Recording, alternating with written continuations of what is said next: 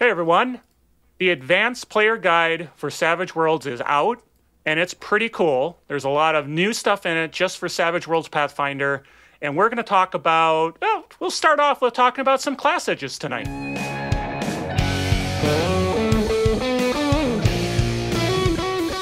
Everyone, it's Carl with Eric. We're Tabletop Tango. Look at the bubbles, do the stuff. I know Eric likes to joke about the bubbles, but the bubbles are where you find out subscribe, like, go to our website. You can see all the things we're working on and all that good stuff, and support and send us email and all that good stuff. We also have a podcast called Mastering the RPG. Second season's done. Looking forward to a third season. So anyway, what we'd like to talk about tonight is some class edges. But before we get into that, there is a lot of really good stuff in the Advanced Player's Guide, so I think we should talk about what the Advanced Player's Guide is to start with. Eric, you want to give a little bit of overview there? Yeah, sure. I mean, the APG, it just introduces a lot of new options and some updated rules. So we got new class edges converted from 1E, and we got new ancestries too, which is really cool. They've also added some stuff like alternate ancestry alternate ancestry abilities. And some new hindrance and edges. So it's really, really cool. It like greatly expands Savage Pathfinder. And I have to say, like, I'm very impressed by the document. Like, they have definitely gotten better as far as like converting. And I think just the overall design of it and just like bringing more options and the kind of like strength and everything being balanced. Like, they've definitely gotten better. I mean, there is some of like the normal Savage World stuff of like, you know, where they're not very explicit with language and they leave stuff very obtusely and you're like, what does this mean? It's not explained well. There's some of those. There's one really, really bad. We're not going to talk about it this week, but generally it's like a pretty good document. Yeah. Awesome. So we're going to start off talking about a couple of class edges just to keep it reasonable, and then we'll dig in. We'll do some other stuff as we go along. More class edges, probably talk about ancestry, stuff like that. But let's start with some class edges. We're going to talk about Cavalier, the Inquisitor. Oh, yeah. Yes? Oh, no, sorry. I was just saying, oh, yeah. Oh, yeah. I'm just excited. Sorry. I think notably missing is, first off, would be the Alchemist, and that's the one that I think requires a lot more conversation and discussion around it. Yeah. So anyway, let's go ahead and start with the Cavalier. Eric, tell us what the Cavalier is. Kind of read that out for us. Yeah, well, real quick, I just want to talk about the class edges themselves first, what they've added a little bit. First thing, the big change that they've done is they've changed the it's not called armor interference. It's the martial armor ones. The armor restriction. They changed the armor restriction edge. That was one of our like biggest kind of problems within the first Savage Pathfinder, and that was like one of the main fixes. Remember in that fixes video that we did, where before, if you were say like if you were a fighter and then took up rogue, all of a sudden, like if you had heavy plate on, you couldn't fight anymore. Like you couldn't fight well for some reason. And I think our change that I proposed, and I think other people did too, was that it doesn't like decrease your skills. It just makes it so you can't use like your rogue abilities, right? So like you could still be a fighter who took rogue, and for whatever reason you wanted a full plate on. Now, if you put full plate on and you had the rogue class edge, it would just like you couldn't use your sneak attack, stuff like that. So you know, mechanically it's probably not a huge difference, but like I mean, it was just such a weird like I just couldn't get my head around it. So I'm so glad that they changed that. Also with the class edges. Before it was like 4 edges per class. Now there's like 6, I think, or 7, like kind of main ones. They've added for the new ones. They've also added in new ones for the old class edges. And there's like legendary edges for the classes. Like all of them get one. And then some of the class edges have like, you know, they have like their 6 edges, but those edges themselves, like you can pick from a pool of like 12 or 15 abilities. So it's crazy. That's all I just wanted to say at the top was like, they just greatly kind of expanded. Yeah, there's a lot more stuff. More there now. And the APG adds so much for these new class edges. So, yeah. Yep. So cool. Yeah. Starting with the Cavalier. Now the Cavalier in 1E it's definitely like a kind of a knight when you think of, but like not like a paladin, right? It doesn't actually have like get powers from a god or something. It's more of like and not specifically a liege. They've just kind of pledged themselves to something like an ideal or an order, things like that. But they don't have any divine magic. It's all about it's a little bit of like leadership stuff and having a mount, obviously. So let's talk about what it is. So requirements are agility D6, fighting D6, and riding D6. So actually that's up there with as far as requirements goes. And then first thing they get is a Cavalier mount. They get a special bond with his mount that transcends that of a normal horseman. And then you see page 45, let's see how it mount works. So yeah, the Cavalier has a special mount. Very basically, it says anytime they get a mount, like purchases it or acquires it, they can spend time working with it. And it basically then automatically gets a benefit depending on the Cavalier's rank. And it just kind of goes up automatically. If the mount ever dies, then the Cavalier can just get like a new mount and work with it. So yeah, so the advancement goes, if the Cavalier is novice, his mount's going to be hardy, which is I think it's like a shaken doesn't, you don't like taking other wounds when you're shaken, like being shaken upon shaken, right? At seasoned, it's resilient. At veteran, it's very resilient. And heroic, it's a wild card. So these are just kind of like automatic things that happen just to make it a little bit beefier. Also, they get the bond ability where it's whenever the Cavalier's mount suffers one or more wounds, the Cavalier can spend a Benny to make a soak roll using his riding. So this is super important.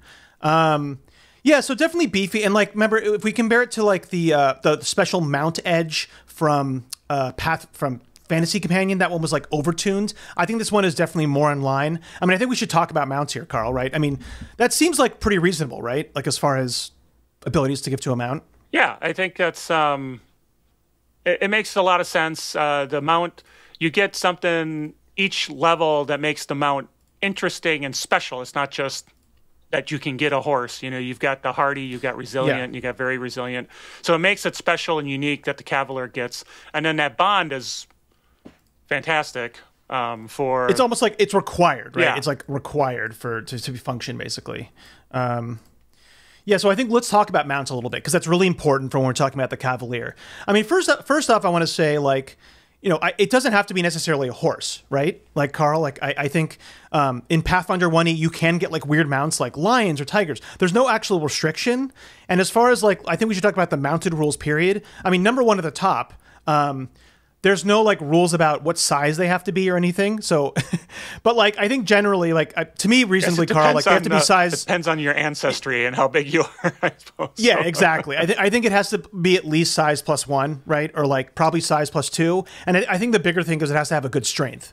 I think the heavy horse has like strength D12 +1. So I think that's more of it. Like, it just has to make sense. Work with your GM, but like, would you be against them getting a different mount if it made sense? Or well, it depends on the kind of campaign you're running, but you got to be careful not to overpower it by, suddenly they got a mount that's got wings and can fly, and it's like, well, you have to be careful about what kind of mount people have, but there's no, I don't see why you would restrict something that adds flavor, right? It makes it interesting. The little guy is riding, one of the smaller ancestries riding a beefed up huge tiger. That's cool. Right. I mean, as long as your campaign allows that, and that wouldn't create like an outsider disadvantage or something, the fact you're riding around on a tiger. But I think that would be, I would allow it because it'd be interesting flavor, make the character unique and interesting again, which is what we want. Yeah. We don't want it to be boring. And like horses are pretty strong anyway, so it's not crazy to like. Now, there's one other thing I wanted to talk about to you and like throw it to you as the kind of resident main GM, right? Now, they don't talk about here about the Beastmaster edge at all. I guess probably raw, like you couldn't take the Beastmaster edge and apply it to your mount. If I was a game master, though, I would absolutely allow that, because mounts have a lot of issues just anyways, right? They're big. Well, just explain it's hard to bring them places. real quick, just a couple of seconds. So the Beastmaster edge, like the little rider that you get is like, animals don't want to attack you. Like you're like a hippie with whatever. You're lovey-dovey with animals. But the main thing is when you take it, you get an animal companion. And then when you take it again, you can like do stuff like increase one of its traits, or like give it pump it up a little bit, basically. So to me, like if a Cavalier player wanted to spend on edge to like give his horse like an increase in a trait, I'd be totally fine with that, because like I said, not all of the Cavalier stuff needs their mounts, but a lot of their stuff does. And mounts are just difficult to work with. You know, like that's my experience in games. I don't know, Carl. Would you allow that if somebody wanted to do that? Absolutely. I mean, it's the Beastmaster Edge is there to use, and why not let the Cavalier? It's not like they are getting this as an extra added bonus. I mean, it's still a mount they have. They got it through their class edge. They're spending an edge, an advance on getting the Beastmaster. So I think I would allow it. I don't think it's OP or anything like that. So. No, like I said. So, okay, let's talk about the mounted combat rules really quickly. First of all, they aren't dealt action cards, and they kind of act with the rider themselves. And they do allow animals to attack during the rider's action if desired, which is like, why wouldn't you ever be desire that? You know, I don't know. Like, if it seems like almost too strong to allow them to attack too, but that is the rules, right? Anyways, so basically the animals have their own turn. They just act on your turn. And whether you can break up movement, like you can move with it and then attack and then move again, that's up to the game master. But I think functionally, like you would have to be able to do that, right, Carl? Like it just wouldn't be fun otherwise to kind of work with the mount. But that's not necessarily in the rules. But the first thing that you to talk about with mounted combat is that when you use fighting, it actually uses the lower of your fighting and riding. So it's definitely like there's more skill investment to do to fight on a mount because you have to have both your fighting and riding like up at the same level pretty much. To fall off of it, if the character is ever shaken, stunned, or wounded, or the mount's incapacitated, then he has to make a riding roll. And if he fails, they suffer some damage and might like fall off too. And there's some rules about damage. The mounts themselves are affected by innocent bystander rules. So if an enemy rolls a 1, not even like a critical failure because, you know, they're extras. So if an extra rolls a 1, it just automatically hits the mount. And then, of course, if the mount itself is shaken or wounded, innocent bystander rules are still up to the GM's discretion whether that actually happens or not. It's not automatic. That is true, but it does specifically say mountain riders are affected by the innocent bystander rules. Like it doesn't say it's optional. Like it calls out specifically that they are. So that is true, Carl. Of course, the game master can say that doesn't work, but it seems like they want it to happen. I don't know. I'm just reading it straight from the book. And then a wounded mount, if the animal's ever shaken or wounded, they have to make a riding roll to stay mounted. So, you know, there's a lot of advantages with the mounts, and we'll talk about some of those as we're going through this. But like, there's obviously a lot of disadvantages, right, Carl? Well, it's just like any mount that you might have. I still think the actual innocent bystander rule says at the GM's discretion, it can affect. So I think that's true. Hey, in the comments, you can correct me. So I think it's, you know, game masters decide, right? The game masters can always decide. It seems a little harsh to me just because it is. You have all these other disadvantages. Like if you're shaken or if the mount's shaken, then you might fall off your mount. Like that just happens. So it's mounted combat has a lot of advantages, but there's a lot of risks. I mean, God. Anyways, that was just all about the mount. We're not even into the meat of the class yet. I think it was important to talk about that. Yeah. So the next ability they get, and do you want to talk anything else about mounts or should we move on? No, I think that's fine. Yeah. Keep going. The next thing to talk about is the challenge. Now, a challenge is a limited action, and it's against a specific opponent within 24 inches. And it lasts until the target is defeated, the Cavalier is incapacitated, or the combat ends. And you can never challenge an enemy, more than one enemy at a time. And we'll get into the challenges when we talk about the orders. Each order gets its own specific challenges. Now, the thing here that I didn't really quite know necessarily is like, it seems like once you do a challenge, you cannot just choose to do a challenge on somebody else, you know? It does say you can't have more than one enemy at a time. But it like the way it's written is like it can only it works until they're defeated or they're incapacitated or the combat ends. Right. So the way I read it is exactly once you declare, it's declared until one of those conditions happens. Then you can choose someone else. So that's why they say you can only have one in effect at a time, but you still can have two that could happen in a combat should you incapacitate or, you know, something like that happens to your target. That's how I read it. No, I think you're definitely right. It was just, I thought it was maybe a little bit like, just maybe unsure, but Yeah, so this is, well, we'll see when the abilities are really diverse, but this is kind of similar to the Paladin with their smite ability, where they can kind of like target one enemy and get some bonuses against them. So very cool, but we'll talk about the challenges when we get to them in the orders. And then we have Mighty Charge, where when the Cavalier is charging, their weapon die goes up a step. So if they had like, a lance, that's a D8 or whatever, I think it is, it would go up to a D10. Now, let's talk about charging real quickly. Anybody on a mount can charge. When the character on his mount moves at least 5 inches towards an enemy, then he gets a +4 damage roll. So you can see here that when a Cavalier does it, not only does it get a +4, he also gets that increase to a damage die. So really, really cool, high damage attacks. So you definitely want to be charging all the time. Yeah, that makes up for your worry about the mount being innocent bystander, right? It's they're coming in hot, so coming in real hot. So as you can see, the challenge itself is not actually limited to being on a mount, but the Mighty Charge is. Because if all of the abilities were locked out if they lost their mount, that would be horrible because the mount could die pretty easily, So then we have the Order. This is just the base ability. So then we have the Order, which is basically like they take a minor vow and it has like anathema, and kind of like whatever their vow is, and then it has their challenge ability and also their order ability, which we'll talk about. We'll talk about all this stuff first, then we'll go through the orders. So yeah, anything else to talk about the basic stuff, Carl? Or no, I think most of the interest comes when we start talking about the orders. Yeah, and what they, how they affect the challenge and the other parts, and we'll get that when we talk about one of the edges, right? Yeah. So, go ahead. Yeah. The next thing is the banner, which is like an inspirational banner, and it says as long as the warrior's banner is clearly visible, either held or planted in the ground, all allies within 10 inches get a free reroll on fear checks and reroll their running die once per turn. As a limited action, the Cavalier can wave his banner, removing distracted and vulnerable conditions from all allies in range. So this is a weird one. I mean, at the offset, we're seeing that Cavalier is kind of a highly mobile damage machine. This is a support ability, which is really cool and kind of ties into the Cavalier's theme. The part about it being held or planted, like I wasn't really sure. Does that mean they always have to have a hand? Like they can only have one weapon? They can't have a shield to do this ability? Or how do they plant it on the ground? Is it an action to plant it in the ground? They didn't actually kind of say. So this is one of those times where I think it is a little bit confusing.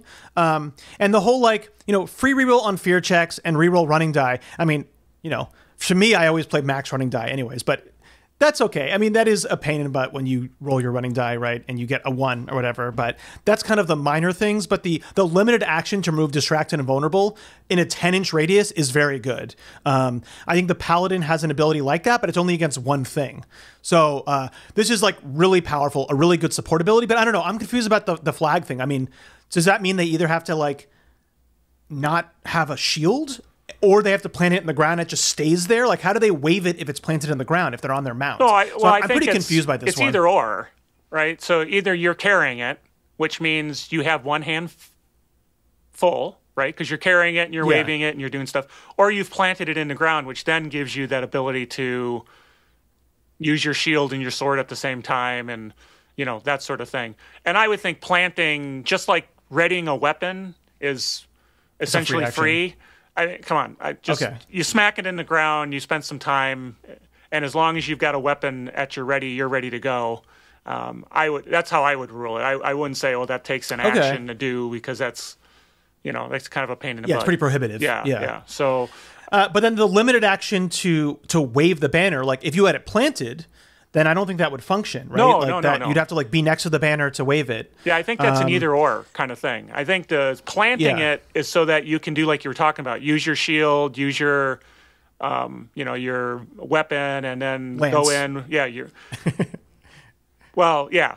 Well, I would think for your lance and on your horse, I would think that it's already on your horse.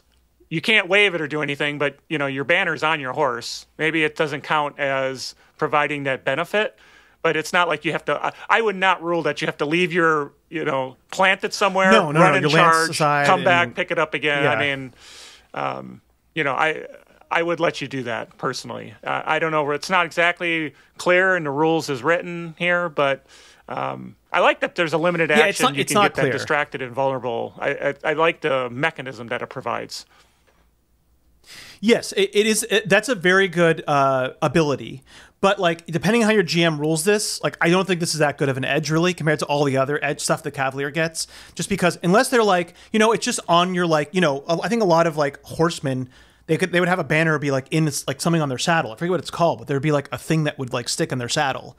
So, I mean, almost to me, I would just be like, you know what, it's fine. Like, it just works, and as a limited action, you can waive it. I think if the GM rules where it does take one of your hands, or you plan it and then you can't use that limited action ability, I think the edge is actually pretty bad, because when we get into like builds and talking about like being on a mount, you definitely want a shield, and there's some like edges that where you can use your shield to like protect your mount, and there's stuff like that. So you know, you really want to be able to protect your mount as much as possible. So to me, I don't think it's a good edge if the Game Master rules it that way. But if the Game Master was nice and let it just be like on your person, doesn't have to take up on your hands, then it's a pretty good edge just for the distracted and vulnerable part. But I don't know. That's my take, at least, Carl. I can see where you're coming from. I don't know how I would rule this one. You know, it's the action part of it that you know you're spending an action, whether that's, you know, thematically you're actually waiving it or you're doing, but you've got to spend an action to use its effect. So as long as exactly. And then if we, I mean, I guess if we like, let me look at the Pathfinder, the Paladin real quick.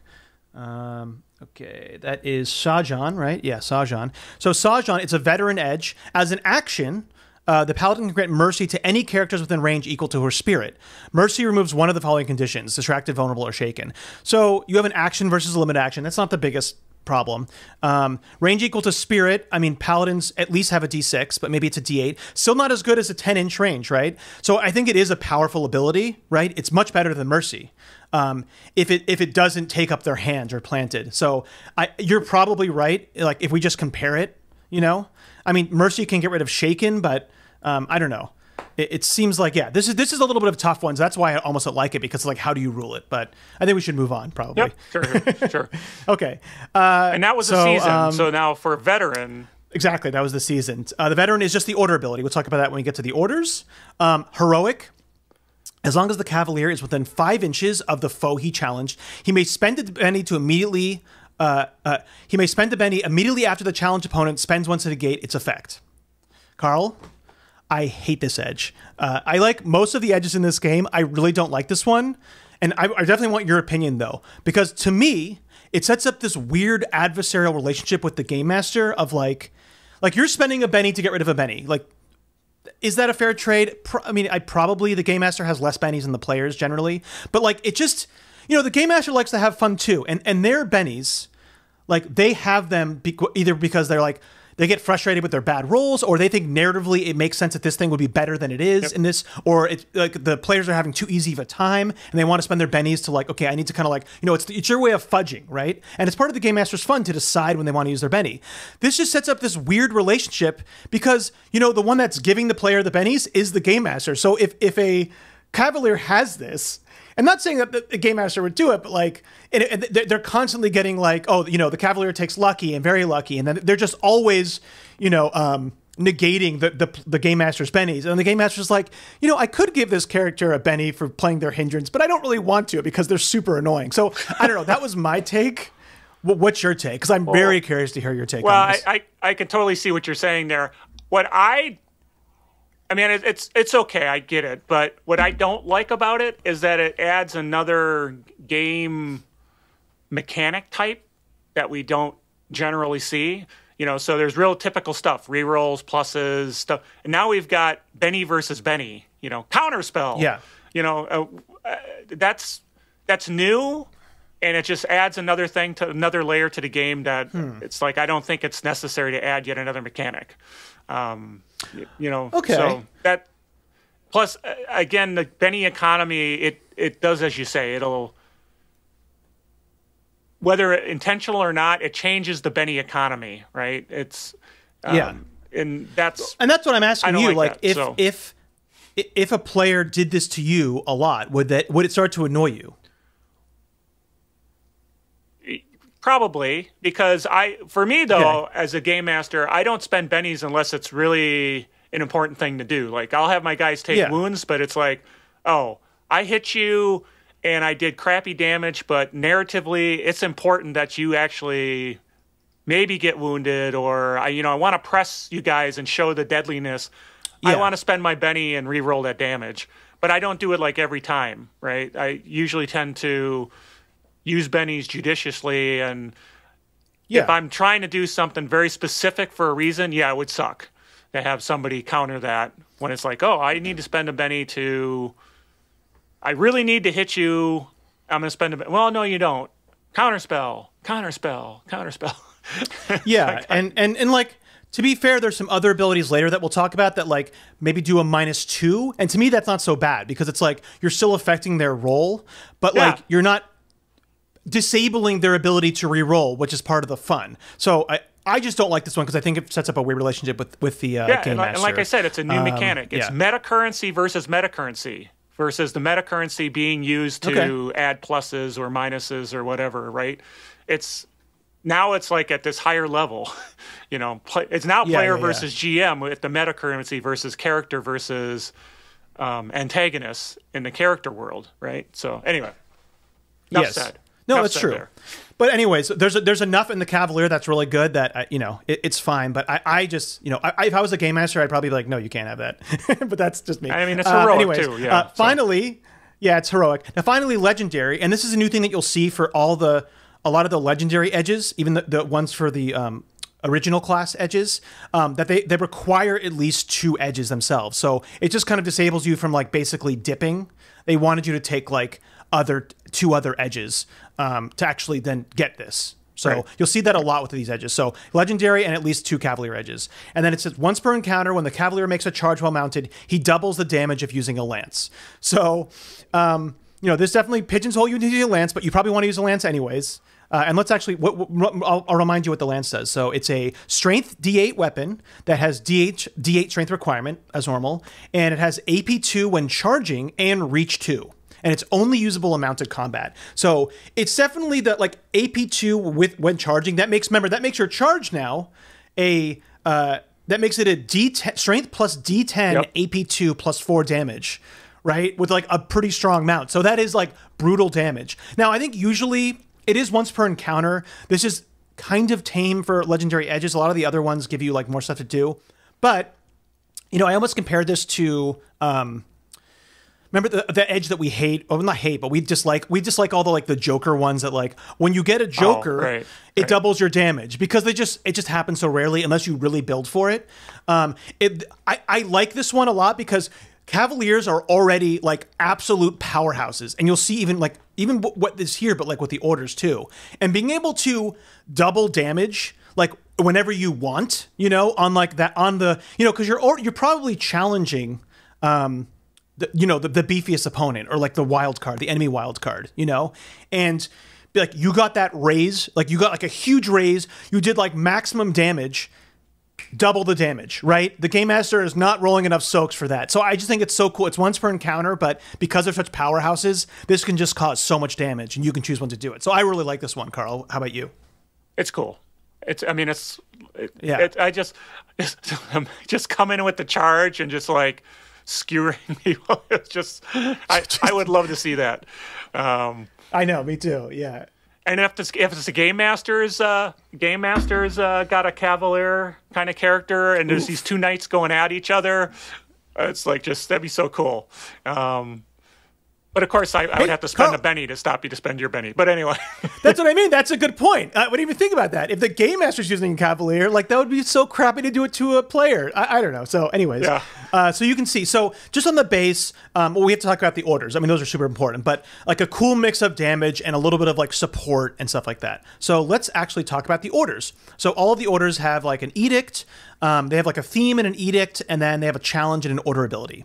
And I'm probably going to rate these too, like individually, then we'll rate the whole thing. So first up, we have the Order of the Cockatrice, which is basically the narcissist of them all.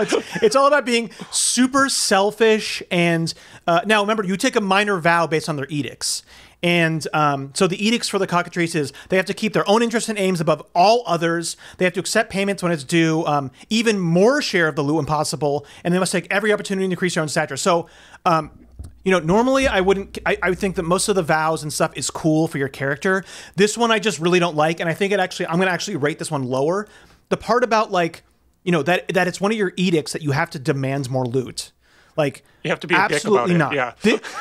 Yeah, and, you know, because you can be a dick player, but you're never, like, to be a dick player. We've talked about this in Mastering the RPG. I think we might have talked about this in one of Tabletop Tangos, too. We had a whole Selfish Rogue episode in Mastering the RPG where, you know, you can play evil characters, you can play selfish characters, but you can't play that way consistently towards your party because it puts such a role-playing onus on them that why wouldn't they just drop you, right? And I think that's the same thing here. Murder I think that making it like this ties this flavor into mechanics because it's a minor vow, right? And you actually lose if you with the orders, if you mess up your vow, you lose all your you lose all your abilities. All your Cavalier abilities. So you definitely want to stick to your vows. So I just really, really don't like this one just because of the edict. And I think it shouldn't exist. So if somebody wants to take this, I think you should be, Game Master should allow them to be a little bit loosier here, right?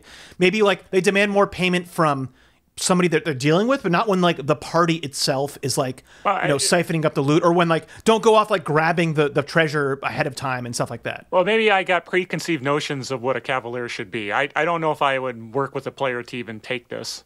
It's like, this is just,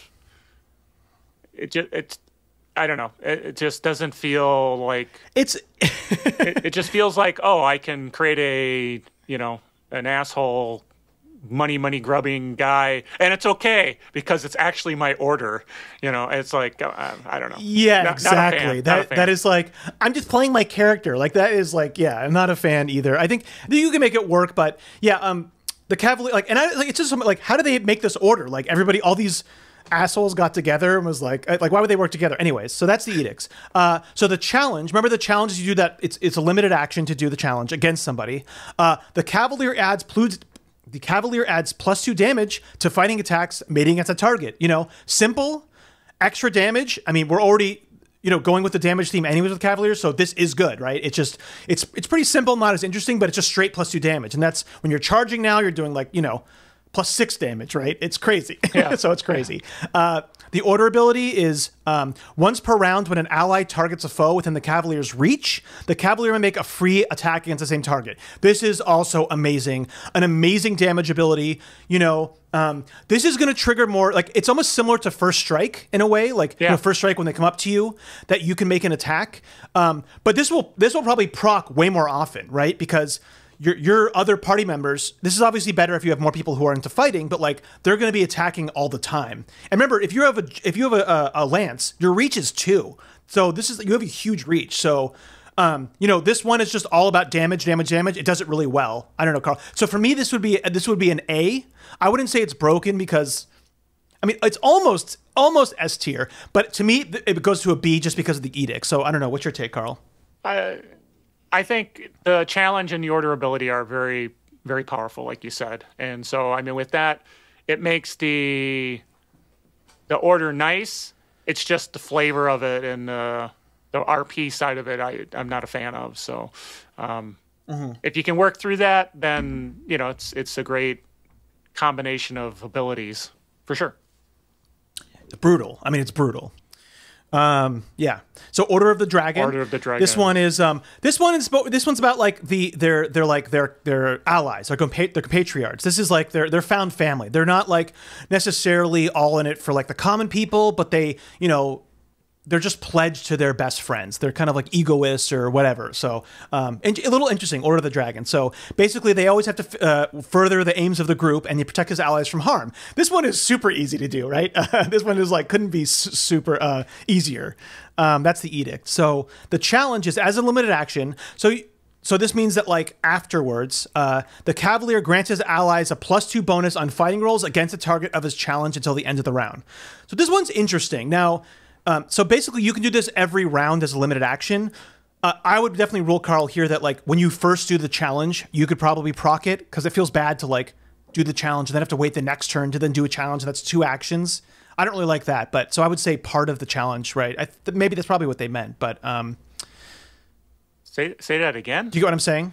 So the challenge, you can do it over and over again, right? Every round. This is not just like the first time you challenge. So every round you can spend a limited action to give a bonus to +2 fighting rolls to all your allies. And there's no it's within the challenge itself is within 24 inches, but they don't actually say a restriction here about your allies. But I was saying when you do the initial challenge, this should also proc the first time too. Do you get what I'm saying? Instead of like doing the challenge and then having to wait the next turn to do this or something. Yeah, for sure. Okay. This should be as soon as you're doing the challenge, right? This goes into effect, and it lasts until the challenge dissipates as defined in the challenge rules. No, it does not. It lasts until the end of the round. Well, but that's what I mean is you can't with the challenge you can't be switching them, right? So, so for this round, even if the challenge is already in effect, right? That's what the players are going to. Yeah. You can't switch your challenge just so that your compatriots get their +2 for a different target, right? It follows the same rules.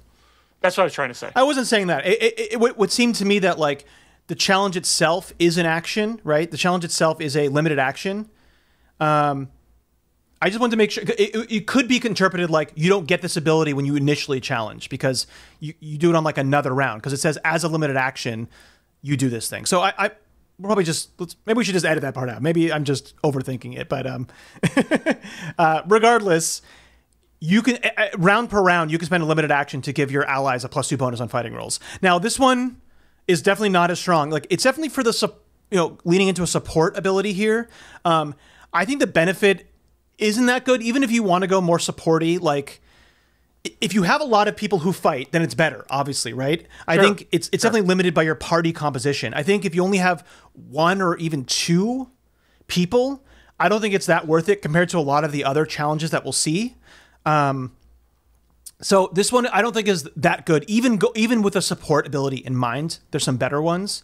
It's just that you're already like a lot of your abilities are already about damage. So you're spending an action initially. Like every single time you're going to be spending an action, and then you're going to be having a map, right? And this doesn't apply to you. It says grants his allies. So not only you're going to have a map, like you're also then so to me it just doesn't really jive well with the rest of the Cavalier's kind of abilities. You know what I mean? You know what I'm saying? Yeah. Like you could just do that and then do your like banner or whatever, but like it just doesn't seem like it's very works very well. I mean, you could always like wild attack and stuff like that. Feels like it should be a free action, but to make it worthwhile. Yeah, maybe a free action or I don't know. It just anyways. Then order ability is 8 allies. Whenever the Order of the Dragon Cavalier supports an ally, the ally also receives a support bonus to their parry. So again, the Dragon's all about support abilities, right? Being like a buffer. And this one just when you do a support, it also just adds their parry. So again, it's mainly going to be buffing your like frontline people. Mm-hmm. Sometimes it might affect. Excuse me. Sometimes it might affect other people, but it's mainly your frontline. And the weird thing about this is like normally if they need a parry bonus, they're probably in melee combat, right, Carl? And yes. Are you supporting their? So you're probably supporting their fighting, probably, right? Yeah. But then your limited action gives them a +2 bonus to fighting rolls. I mean, I guess they would stack. So you could give like a big bonus to like the barbarian or something, right? And also increases parry. So, there is good cohesion here. I do like the theme. I think it's cool. This is the ultimate supporter. I just think it doesn't quite gel as well. And it's probably not the best way to utilize the Cavalier as abilities. That's my opinion, Carl. What about you? This is not one of the best of the orders. So as we go through them, you'll see some of the better ones. Yeah, I give it a C. I give it a C. C is not bad. C is just like, all right. And you can like, there's builds that you can do to really work with Cs. So you could like spec out maybe multi-class or just really like go into the leadership stuff. But the limited action here, like kind of, now that I think about it, if you're doing the leadership edge where you can support everybody with a battle roll, kind because this is the order ability isn't tied to your challenge. Would that affect all of your allies? So that could be, yeah, it says 8 allies. So I think Order of the Dragon, you know, it's a C normally, but if you spec into leadership edges, I think it could be a strong, like, this would be the order you want to take if you want to be like the straight commander. Yeah. Okay, moving into Order of, yeah. So yeah, you want to take the leadership one that gives you, I can't remember what it's called, but you use battle and then you kind of like can support like fighting for all your allies in range. Order of the Lion. This one, you pledge yourself to a king or a queen or a local warlord. This is kind of a classic, like, my liege kind of thing. Yeah. And you have to ensure the safety of his domain. Now, this, to me, is more interesting than cockatrice. Like, this one, it has some, like, it's definitely a hindrance, right? Because sometimes the lord itself might have different aims than the party. But I just think it's more creative, right? And like you can work more with it as the game master and the player. I think it's just a lot more interesting than just being like the narcissist asshole, you know? Right. So I think it can have tension, but like it also is, they could still be like, you know, the king is like, work with this party. And he's like, yes, my liege. Or, you know, the king got like abducted. That's part of the campaign. So I think this one's just more interesting. Yeah, I agree with you. So, I think it's interesting. Yeah. So the edicts here, they have to protect the life and lands of the sovereign at all costs. He has to obey the Lord's commands. So basically, you just have to protect the realm and follow the Lord. The challenge is, the target of the Cavalier's challenge is distracted as long as the Cavalier is within 10 inches. Oh, I love this one, Carl. This one's awesome. It's permanent distracted if you're within 10 inches. That is so good. You don't have to roll to make them distracted. They're automatically distracted, right? And it just works for 10 inches. Yeah, and that's like a strong debuff. Yeah, you know? yeah. Well, I mean, it's incredible. I mean, -2, that's like an incredible debuff. that's just you know, and you can't get out of it. That's like, can't get out of it. That's awesome. And I just think it's so much more interesting again than just like the +2 fighting, right? And just works better. Like it doesn't really hamper you. Like you're a damage dealer, so it doesn't really hamper you like the dragon. So I just think and what a unique and flavorful thing. I love that one. And then Order of the Ability is Shield of the Liege. A selfless Lion Cavalier, which is funny here because it's like, I thought their whole thing was about like their liege specifically, but they may redirect a melee or range attack made against an adjacent ally to himself. This ability can be used any number of times per day, but must be declared before the attack roll is made. What, again, an awesome, cool ability. Like, super unique, and, you know, your mount is your ally. So Order of the Lion has some of the best defenses for their mount. You know what I mean? Oh, yeah. I hadn't really thought about the mount being the thing that you might protect. Yeah. Yeah, exactly. Because, you know, a smart enemy, like a lot of times when you're fighting horsemen, you go for the horse, right? That's what people did in like medieval warfare a lot of times. To get them off the horse. That's a softer target often. Right. So, yeah, you know, not only does it help you stay up on your mount more, which is what you want to do, it also, like, it's a cool... That doesn't cost you. It doesn't cost you a free action. You can do it any number of times per day.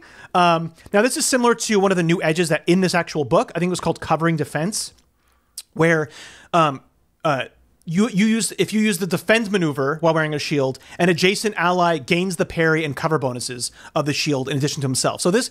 Just covering defense is probably good in general for the Cavalier, but it's kind of similar. Like, you might want to take that as a Cavalier too, just because, you know, if you did the defend, but remember the defend is an action that's -4, so this doesn't cost you anything. So, I mean, the only thing it costs you is you've got to declare it before the attack. So it looks like, and you're taking, sorry. Yeah, I mean, well, that's the limitation of it. That's the hook that you have to decide. That's going to be tough for some of my.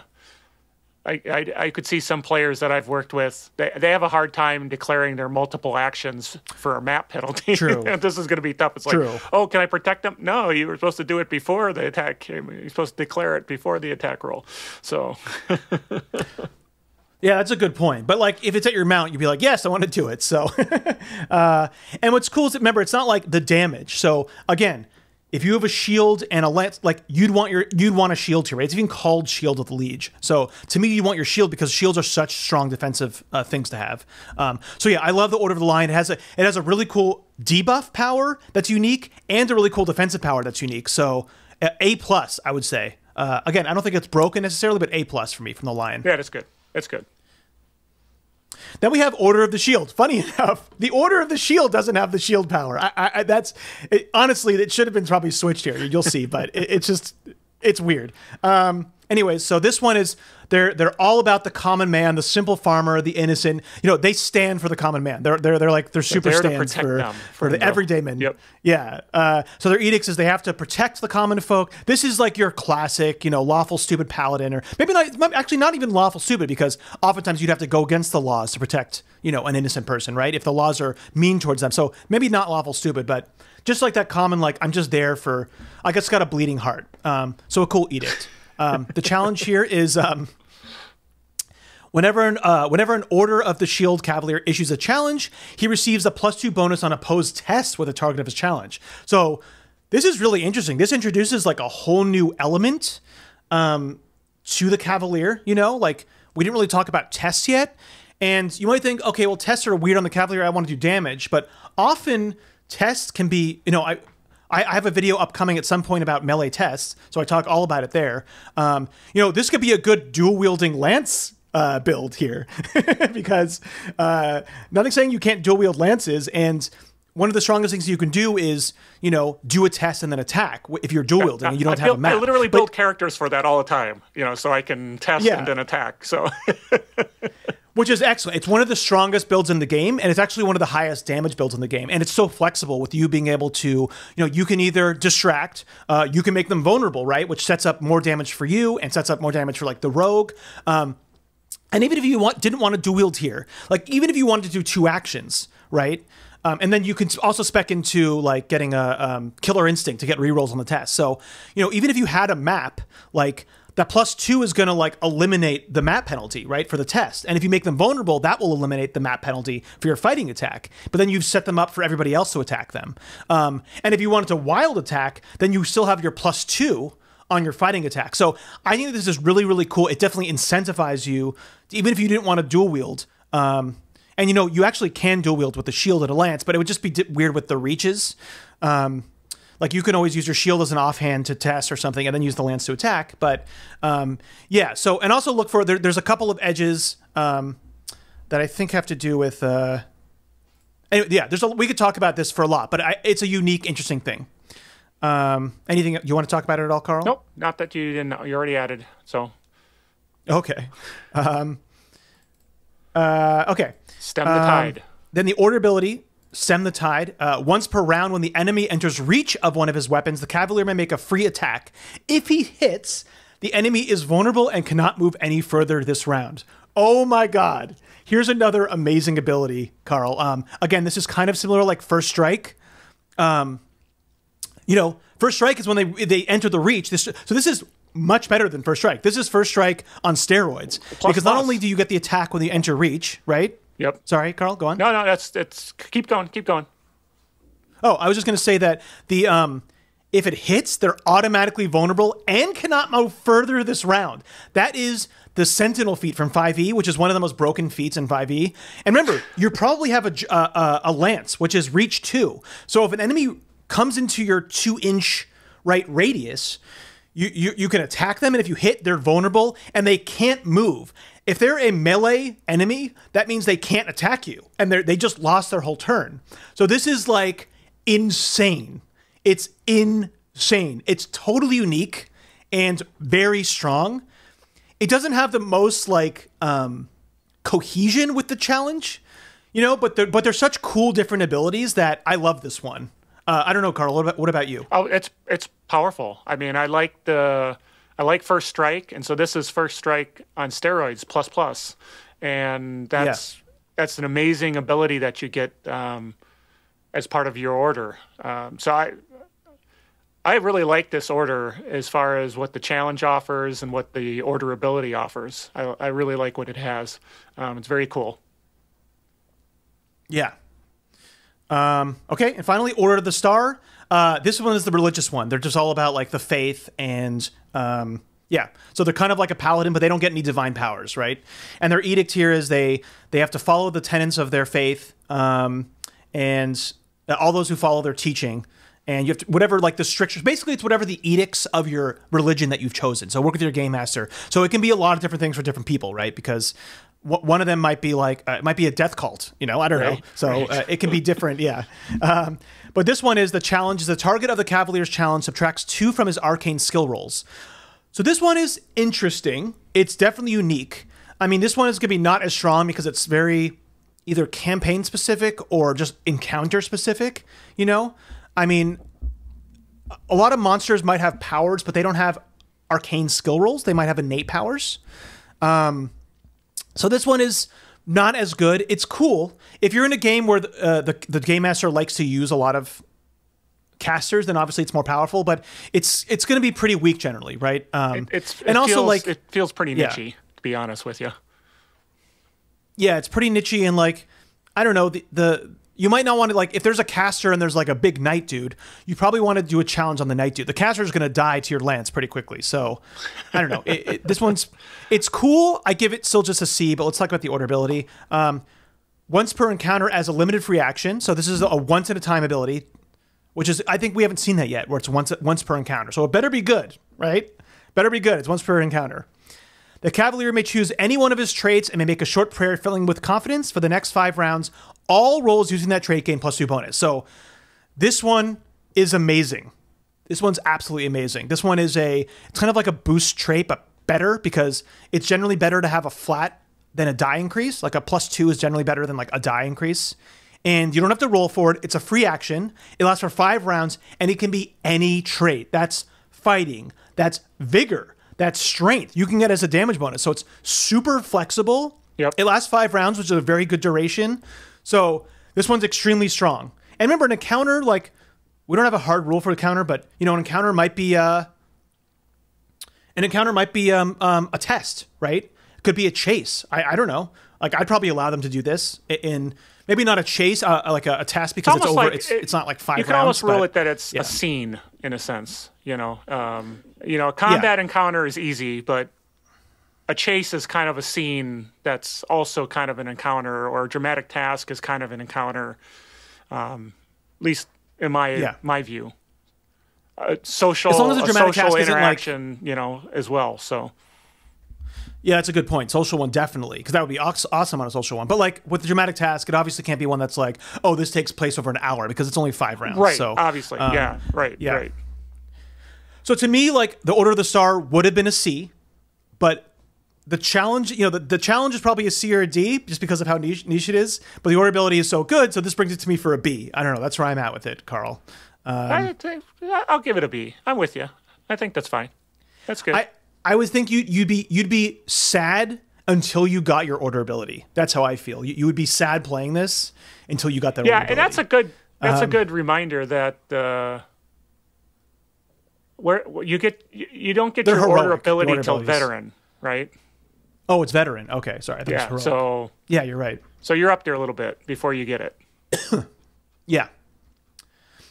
Then finally, we have the Order of the Sword, where they're all about chivalry and life of honor, valor, and fairness. You sworn to your service or lord or lady. I don't know. This one is like, it's kind of similar to the one about the everyman. It's kind of similar to the Order of the Shield, or the Order of the one that's about the liege. I don't know. Maybe it's like you're only kind of nice to. I guess this is just the common Arthurian knight, right? But it seems like pretty similar to the shield, and but whatever. It's cool. It has some different stuff in it. You have to be charitable to the poor and honorable and defend honor. It's all about honor, honor, honor. But what does it actually physically do? The challenge is they get a free reroll on failed fighting rolls against the target of his challenge. I mean, simple, you know?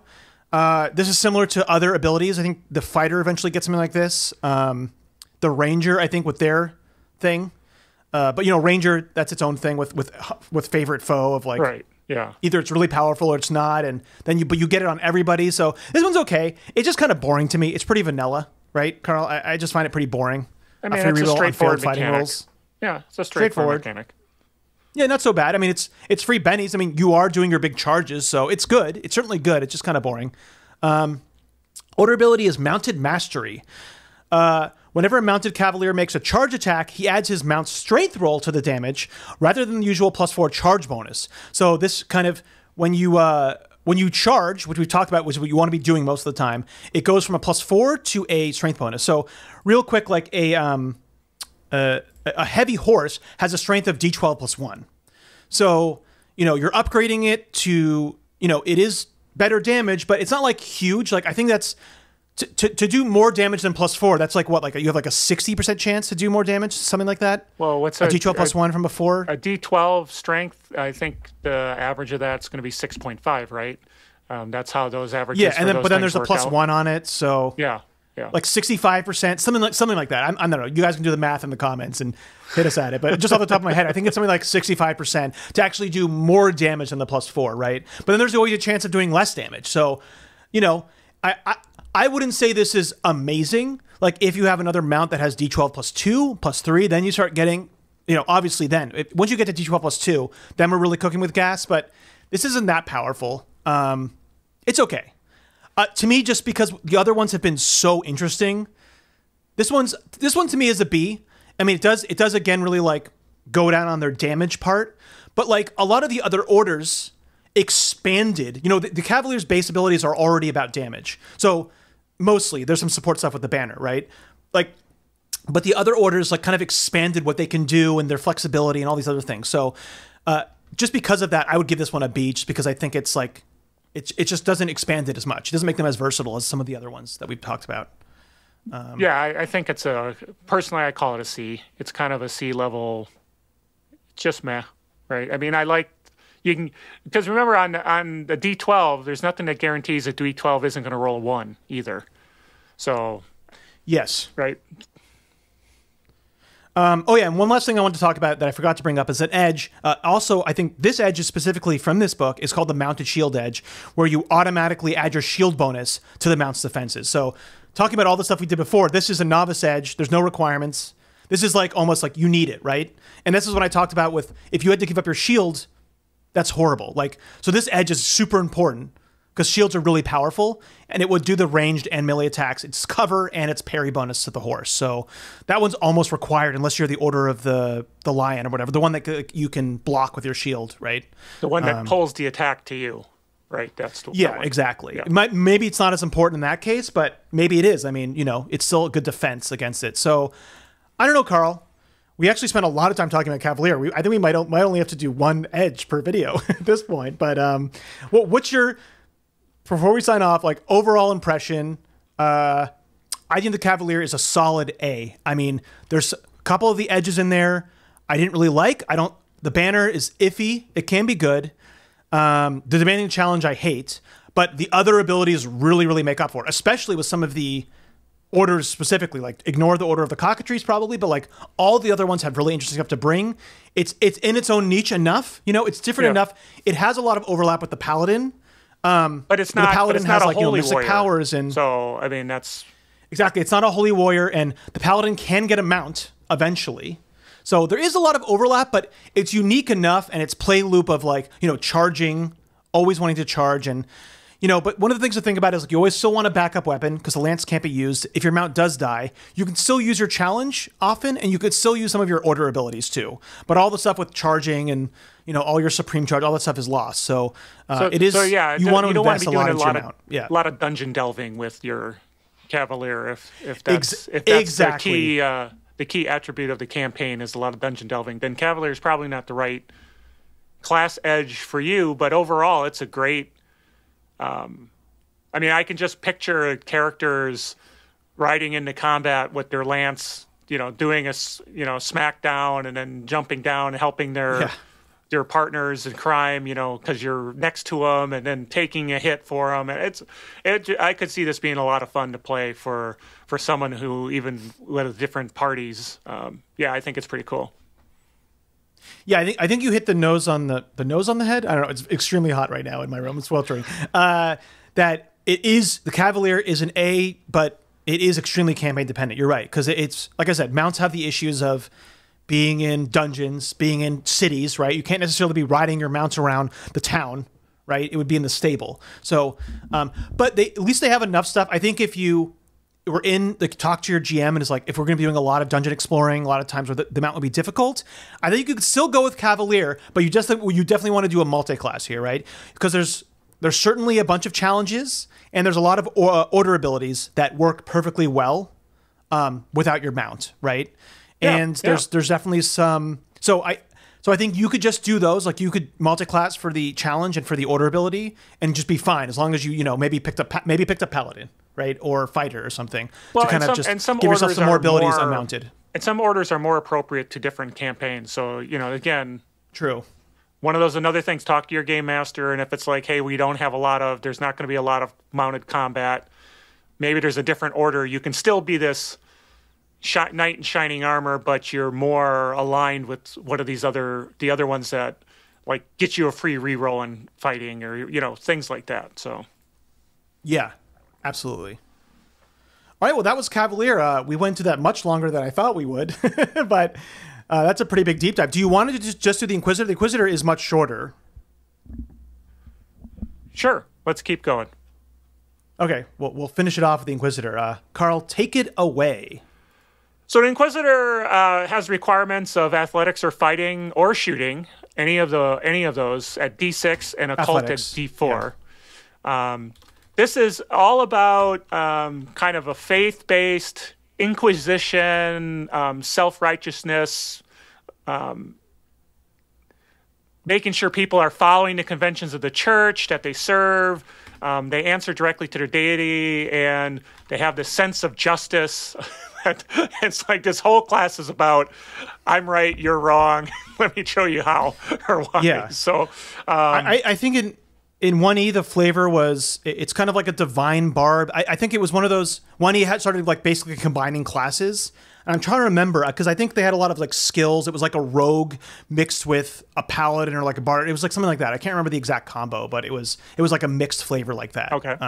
Yeah. Sorry, I believe you. I've never played Pathfinder 1E, so I believe you. So this one has the armor restriction medium, and we talked about kind of armor and how they changed it.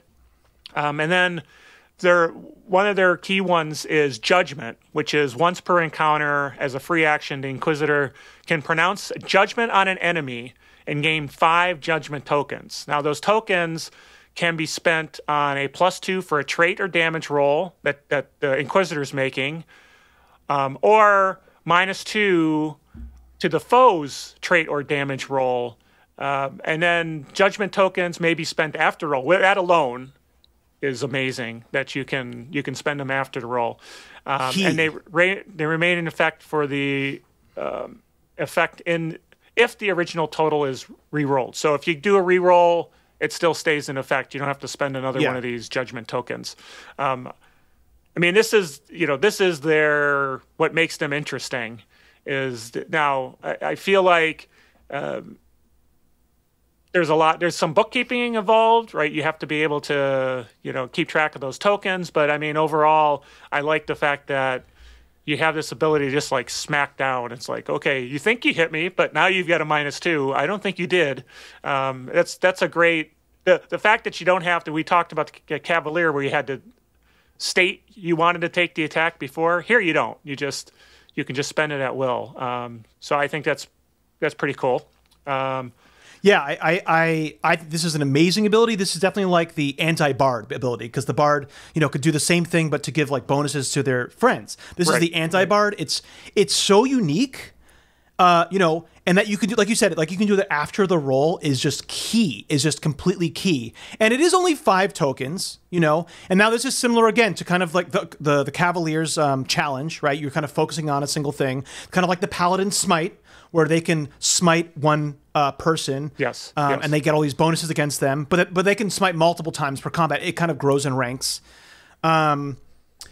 This is just amazing. It's they did such a good job here. Like, it's so flavorful to what the Inquisitor is, and mechanically it's super interesting and powerful, but not overpowered. It does kind of suck that just at the base, you only have 5 tokens. It never grows, and you can't, like, if that thing is dead, honestly, just like the challenge.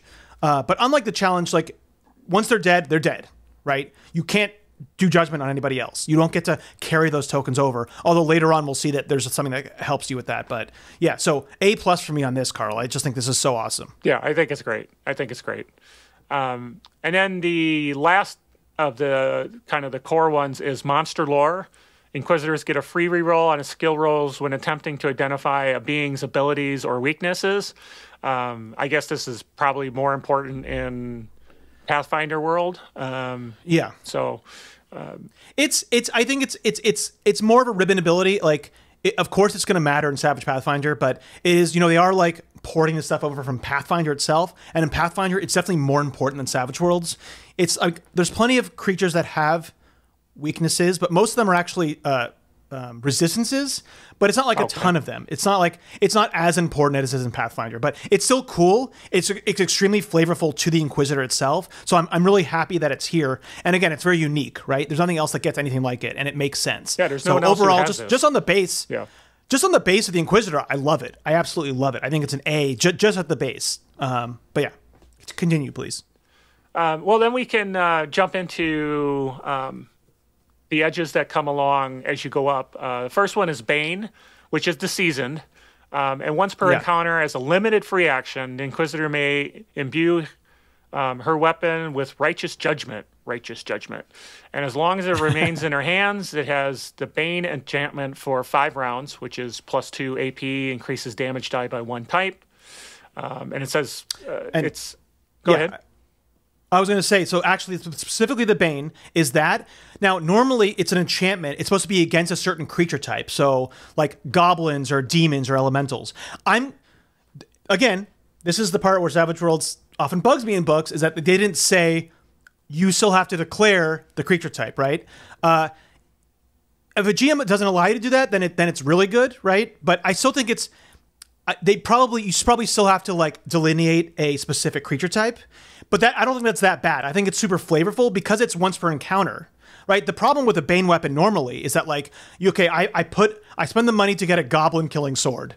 Then we don't fight goblins for 20 sessions or whatever, right? Like, this is so cool and so flavorful that you can like, as the encounter, we're fighting a bunch of goblins, boom, I make a goblin Bane weapon. So, I'm assuming that's how it's supposed to be ruled. I don't know, Carl, you give your judgment on it too. But even if that is how your GM rules it, I don't think it's that bad and I actually think it's more flavorful that they do rule it that way. So, yeah.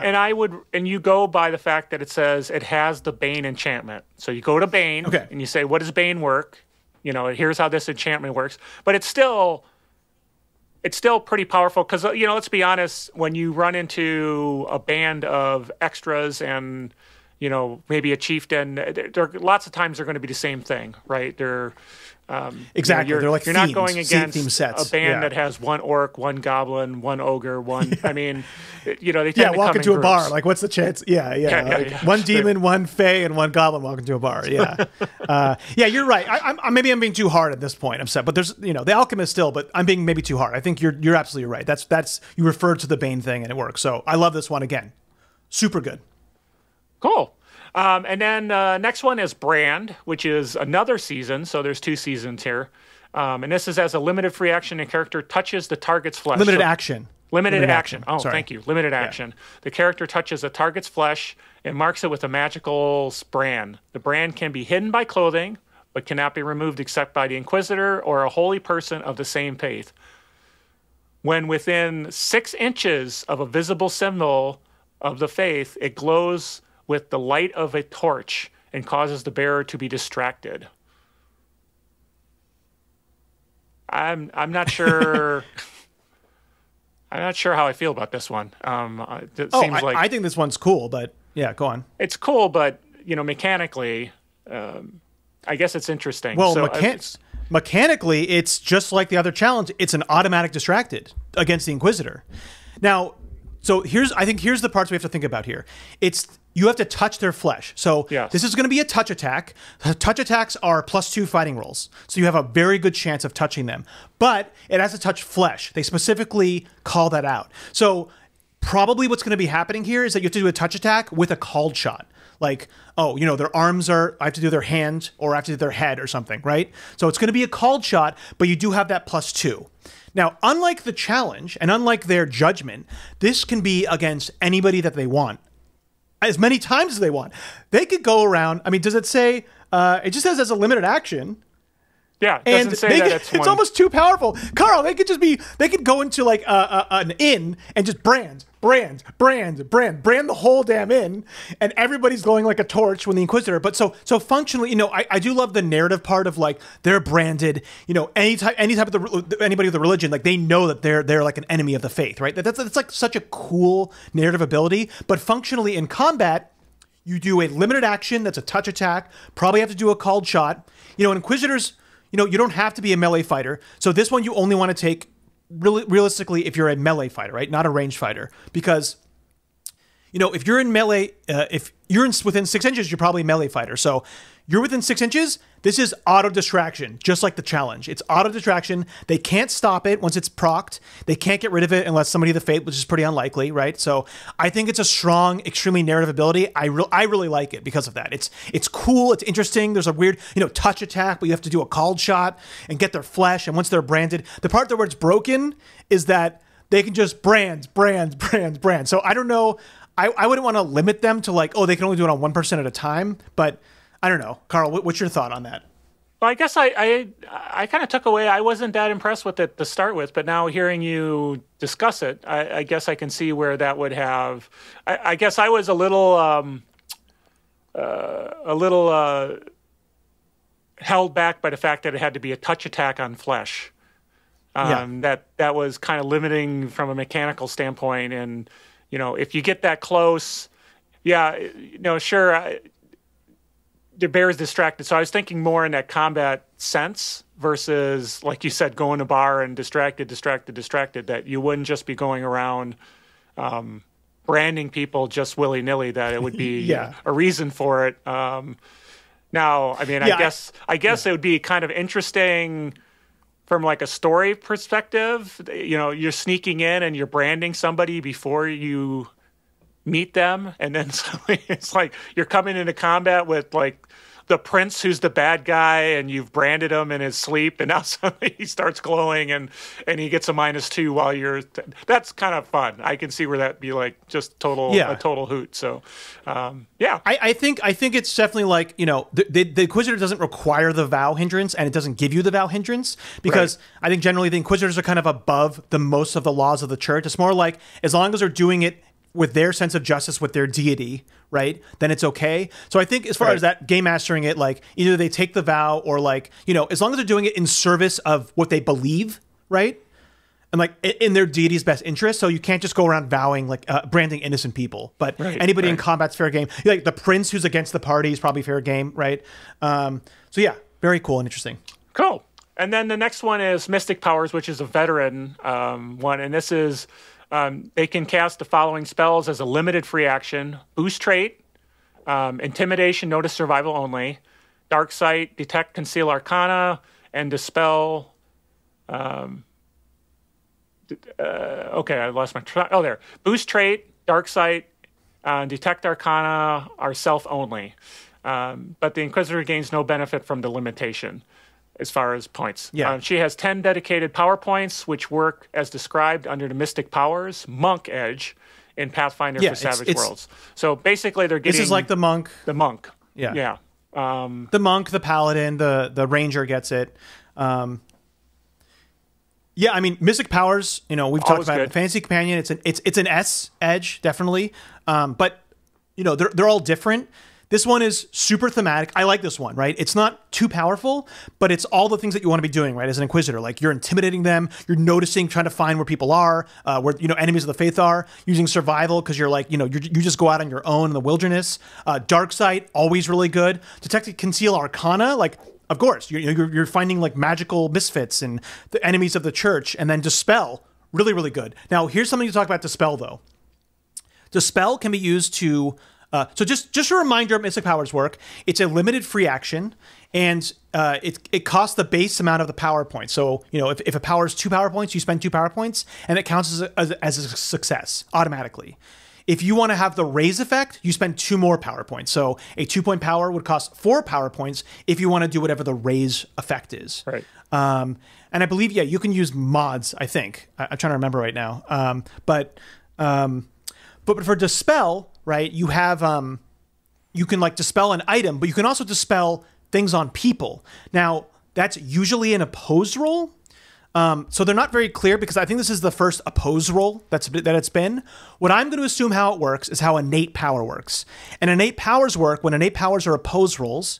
when it's a minor innate power, which is, well, we'll talk about innate powers in a different video when we get to class edges that deal with it, but a minor innate power, when it's an opposed roll, you count that person's roll as a 4, and when it's a major innate power, which means it's the raise effect, it counts as an 8. So I would assume, again, they don't talk about it, I don't believe, but I would assume that's how the spell works here. If you cast a spell as just its base ability, it's like the enemy is rolling against a 4, and if you cast it as a raise, then they're going to roll it against an 8. So that's how to me, that makes the most sense, right, Carl? It makes, sure, same with sense. I think Detect Arcana is also, So, again, I think, Mystic Powers are always good. These totally make sense. None of these are damage, but they're like, you already have damage, like, abilities. This is just really cool utility powers. So, remind me what, to get that edge, like, normally, what level is that? What edge?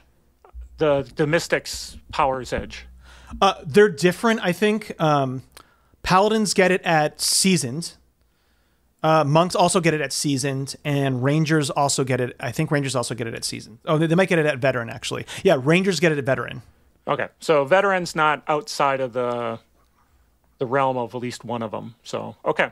Yeah, exactly. Yeah. All right. And then next we've got exploit weaknesses, which is the heroic rank. The Inquisitor learns to exploit an enemy's flaws, treating her attacks as if they were the proper type to trigger being's environmental weakness, if any. If the target has fast regeneration, it takes at least one wound from the Inquisitor. It cannot regenerate for the remainder of the counter. So this is good. I think, right, that it can go against any of the environmental weaknesses that the foe has.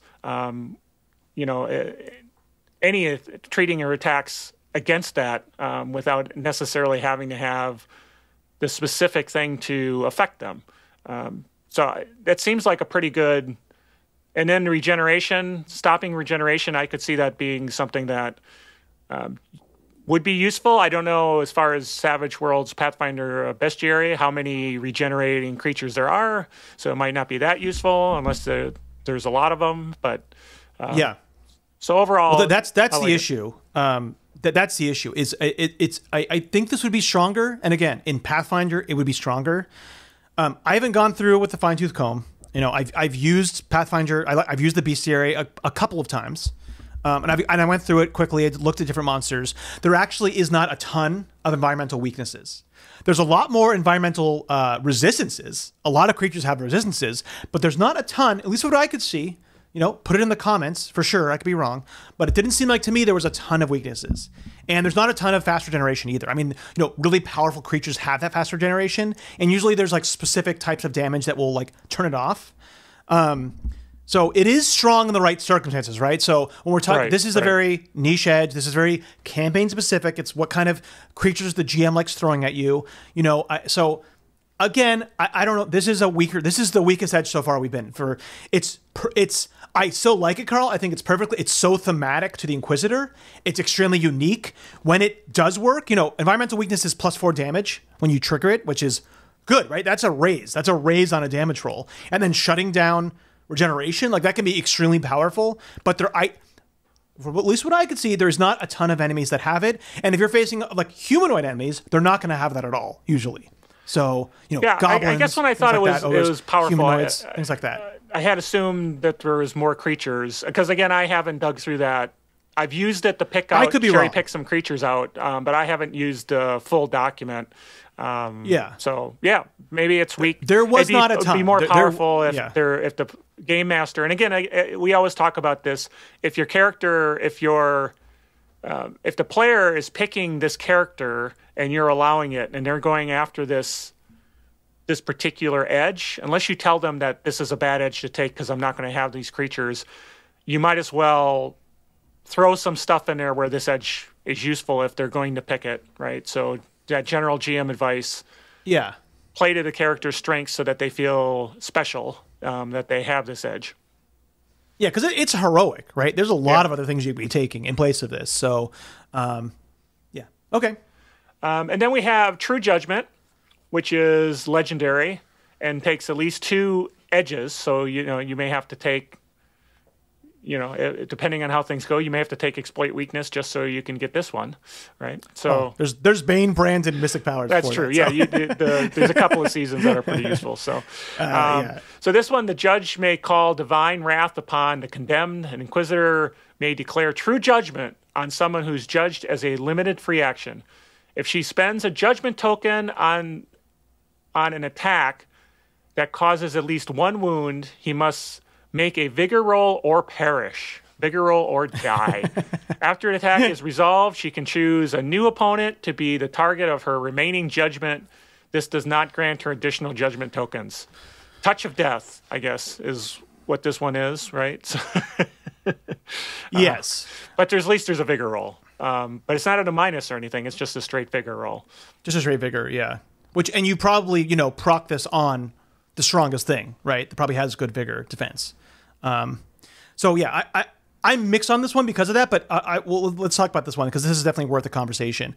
First of all, it's a limited free action. So very basically, your judgment turns into a limited free action instead of a free action once you get true judgment. Because why wouldn't you use this if you have it? Because judgment's only once per enemy, right? Once per encounter. Now it says if you spend the judgment on a token attack that causes at least one wound, he may make a vigor roll or perish after the attack resolved. So the way they wrote it here, it's not great. They didn't say after the attack resolved if the creature died. I mean, obviously that's what we're assuming, right? But if you just read it straight, it doesn't say it has to be after the attack resolved and they're dead. It just says after the attack resolved, you can choose a new opponent. That's how that's written. But obviously we're going to assume you've killed the thing, right? But now what happens if you... Here's what I want to say. What happens if you make your attack with true judgment and you kill them normally through wounds? Well, then they're dead, I guess. But then do you get? For me, it seems like you have to do, does it require that vigor roll to perish for that? Because the big thing for me here, well, that is cool, right? I think the biggest thing for me here is that once it's killed, you can then do a new judgment, which I think that's the biggest part of this edge for me, is that you've killed your judgmented foe, then you can then switch it to another person. That to me is the biggest part of it. So I was just a little confused of what if you just, if it's not the vigor roll that kills them, right? Maybe it was just your normal wounds. And remember, it's also you have to be the one to attack them and you have to use a token on it. So it seems stronger than it is up front, but I still think you would definitely want to take this, because you're probably using, if they're wounded too, you probably want to use a token on attack or damage or whatever to try to get that kill in, And I would guess that legendary, you would be going against things that probably have a decent vigor too. So just keep that in mind. Yeah, as well. Exactly. Right. Against a good vigor. So as a GM, I would definitely allow that. If they just killed it normally, still allow them to change the judgment as long as they spent the token that round. So this is not as powerful as it seems, I think, on the outright, because if somebody else kills them, you don't get to switch your judgment to anybody else. If somebody if you kill them without using a judgment token, you don't get to do it. So I almost wish it was just you can switch your judgment if they die, no matter what, you can switch your judgment. That's what I would have liked. And just as reference, we'll talk about that in a different video, but in this book, there's a new bard edge. Because as you can see, all these class archetypes that we've been looking at, edges, have 6 or 7 different edges, where the original ones only had 4. So they've added new edges. And one of the new bard edges is they get 3 more inspiration tokens. So they start, for them, it was once per encounter, they get 5. Then you can take an edge that gives you 3 more. So I almost would have liked to have seen that here. Yeah, of True Judgment, nice you get 3 more judgment tokens, and if your judgment dies, you can then judge somebody else. That's what I've liked to have seen here, honestly. The whole vigor roll to die, I don't know. I might, if I was game mastering, I would probably change it to that, because I just think that's cooler, and getting more uses out of your judgment and being able to use that more often is the cooler thing to me. So that's my take on it, Carl. What about you? Sure. No, I think this is powerful, but the fact that the vigor roll is at a straight roll kind of decreases its effectiveness. Considering, again, it's legendary and you'll be going against, I mean, would you be using this on extras? No, you're going to be using it on, or trying to use it on wild cards. And then wild cards, of course, could have a higher vigor. Plus they get a D6. Bennies. And they get bennies. So cool, but you know, it's not as powerful as it looks on face value, right? Yeah. Okay. So yeah, I mean, overall, like for the Inquisitor itself, like A+. Like, you know, there's some really strong. Like this is it's very strong, but it's so thematic. It's so flavorful. It has all these cool abilities. Like some of the really strong ones from the base are like, you know, like monks and basic base druids. Base monks and like you know, bards are kind of strong, and sorcerer. Like there's some strong really classes before, but to me this is the perfect class edge. They did such a good job on this of like incorporating mechanic, like porting it over, but like making it work within the Savage Worlds, you know, mechanic space. Like all the flavor, everything's cohesive. Like this is the perfect class edge tree to me. Like this is perfect. Like they like A+.